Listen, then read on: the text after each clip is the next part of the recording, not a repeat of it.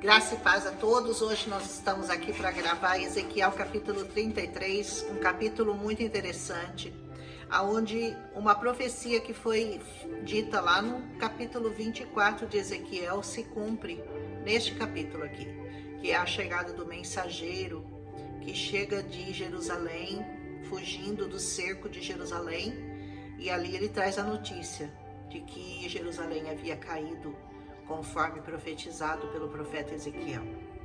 E essa é a palavra, ele diz, essa palavra aqui é diferente da anterior, né, que se referia ao Egito.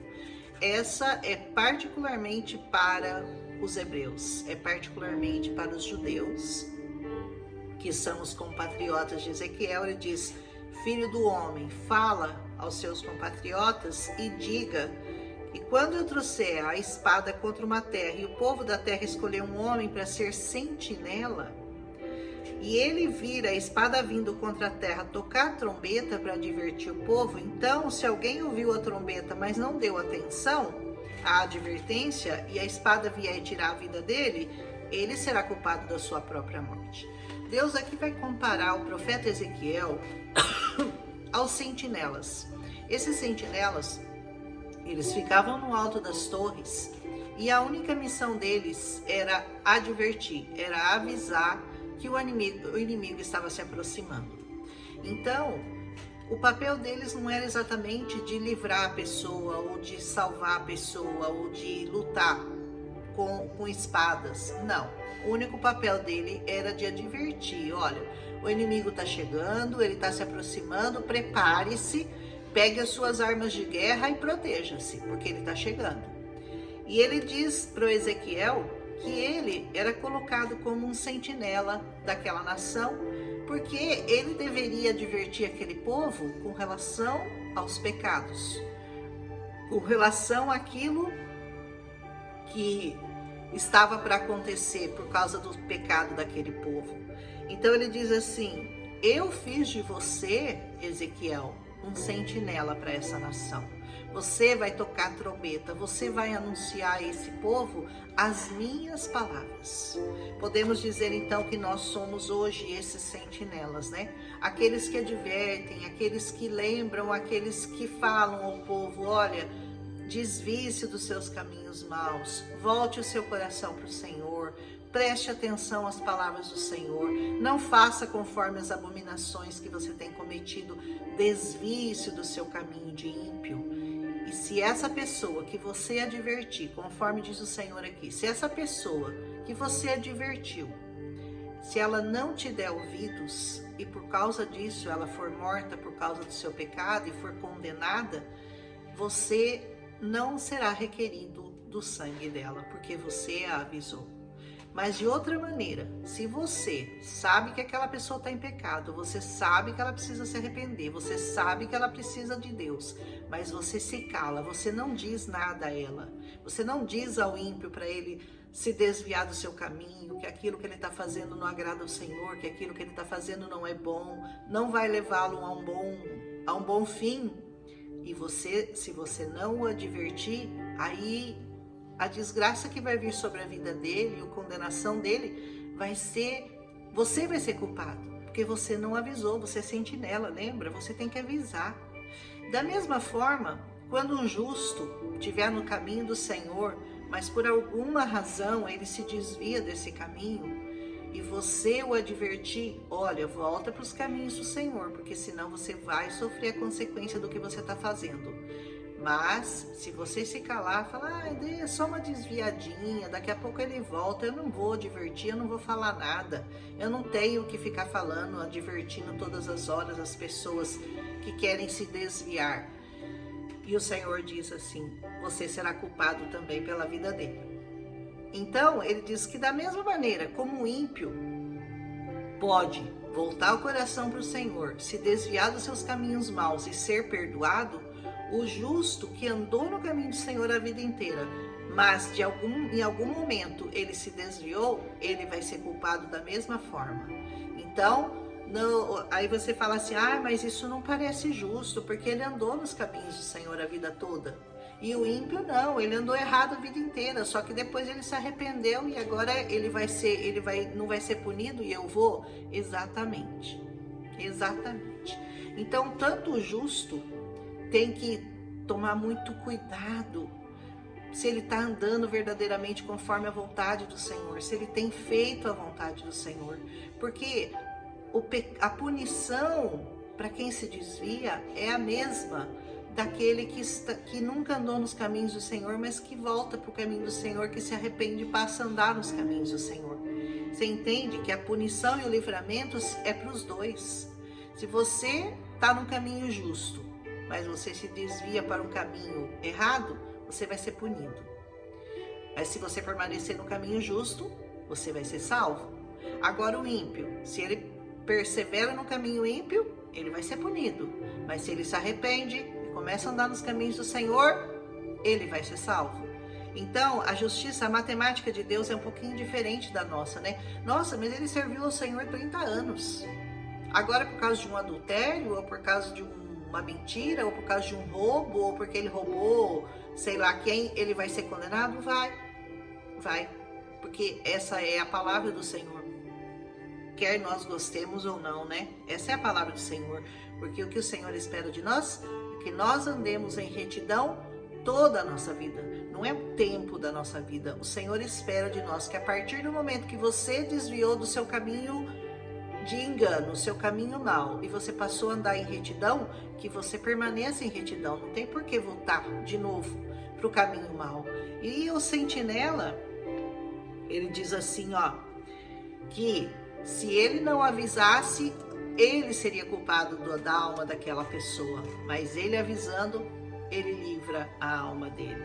Ele diz assim, filho do homem, diga aos seus compatriotas, a retidão do justo não o livrará.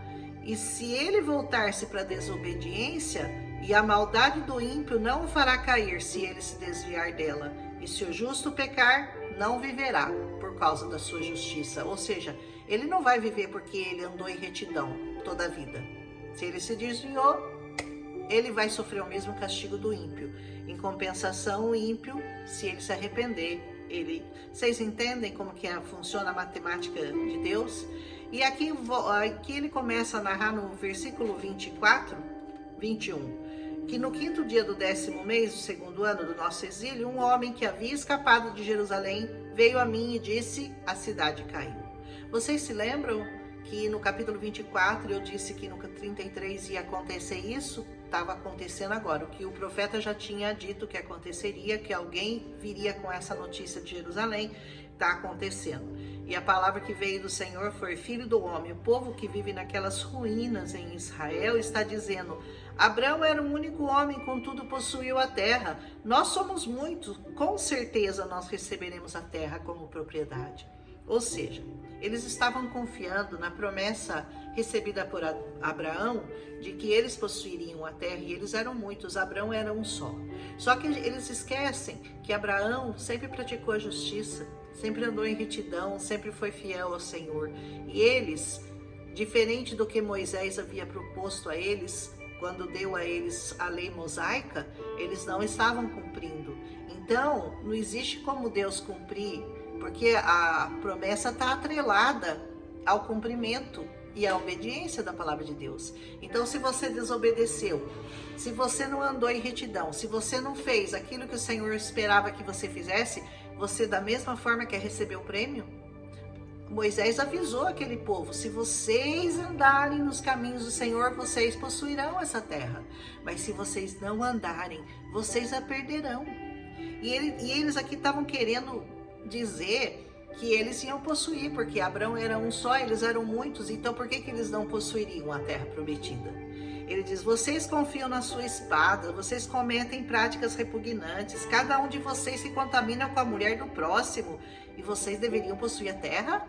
É isso que vocês estão esperando? Diga a eles, assim diz o Senhor, eu juro pela minha vida que os que restam nas ruínas cairão pela espada, ninguém vai escapar, e que eu entregarei os que estão no campo aos animais selvagens para serem devorados, e que os que se abrigam em fortalezas e em cavernas morrerão pela peste. De qualquer maneira, eles estavam iam ser mortos, ou pela peste, ou pela espada, ou eles estariam sendo comidos por animais selvagens, caso estivessem no campo. Ele disse: eu tornarei a terra um deserto abandonado, darei fim ao poder que se orgulha, e tão arrasados estarão os montes de Israel que ninguém vai querer passar por lá. Sabe aquela pessoa que ninguém nem quer estar perto?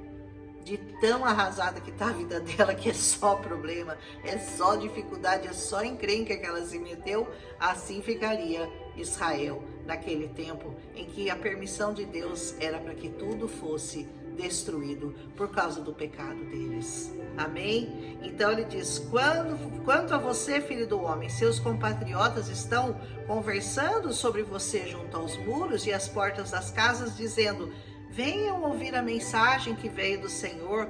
Ele diz: o meu povo vem até você. Eles, como eles costumavam fazer, eles ouvem a mensagem, mas sabe o que eles fazem com a mensagem? Nada. Eles não fazem nada daquilo que você pediu, que você aconselhou, porque o coração deles está ávido de ganhos injustos, ou seja, aquele anseio, né, por mais, por ter mais, a soberba, a ganância, né, do que Deus está falando, né? De fato, para eles, você não é nada mais do que alguém que entoa cânticos de amor com uma bela voz, que sabe tocar um instrumento, pois eles ouvem as suas palavras, mas eles não as põem em prática. Quando tudo isso acontecer, e certamente acontecerá, diz o Senhor, eles saberão que um profeta esteve no meio deles. Hoje nós sabemos verdadeiramente que Ezequiel foi um profeta consagrado, um profeta reconhecido pelo Todo-Soberano, que falou a verdade, sendo ela dura ou sendo ela pesada. Ele declarou a verdade para aquele povo todo o tempo que ele profetizou. Ele nunca profetizou algo que não aconteceu, ele não disse aquilo que o povo queria ouvir, mas o que ele disse: o povo vem até você porque você canta cânticos bonitos, porque você toca bem o instrumento. Sabe aquela pessoa que vai na igreja e acha lindo? Ai, que coisa mais linda! As músicas que vocês cantam, os instrumentos que vocês tocam. Mas o que é realmente importante? É que você obedeça o que está saindo lá do púlpito, que é a palavra de Deus. Deus não quer que você vá lá só levantar sua mão, Ele quer que você faça isso também. Mas não só isso, não é só ir lá e ai, como é lindo, esse culto é maravilhoso, porque realmente é, né? Os cânticos são maravilhosos, mexe com o meu coração. Mas não é isso só que Deus espera de você. Deus espera de você obediência. Desses mensageiros que ele colocou, aqui como ele colocou os sentinelas, hoje você pode ouvir os sentinelas que estão te alertando, que estão te dizendo: Jesus vive, Jesus reina, Jesus vai voltar. Creia nas suas palavras, creia no evangelho da salvação, viva em santidade, busque ao Senhor de todo o seu coração, busque ao Senhor em espírito, louve-o em espírito e em verdade, e faça e cumpra as palavras do Senhor. Caso contrário, aquela musiquinha que você vai ouvir, aquela emoção que você vai sentir, não vai servir para nada, exceto para sua condenação e para dizer, quando Deus vai dizer para você: você foi lá, não foi? Você ouviu, não ouviu? Mas você não fez nada daquilo que falaram para você que você deveria fazer. Então, aparte-se do pecado, conserte-se com Deus, corrija as áreas da sua vida que precisam ser corrigidas, para que você não passe pelo julgamento, pelo juízo final, pela destruição, pela espada, pela fome, pela peste, pelos animais selvagens que querem te devorar. Aleluia! Que nós possamos meditar nesse capítulo, esse capítulo muito cheio de revelações para nós, como todos os outros. Aleluia! Um abraço em Cristo Jesus.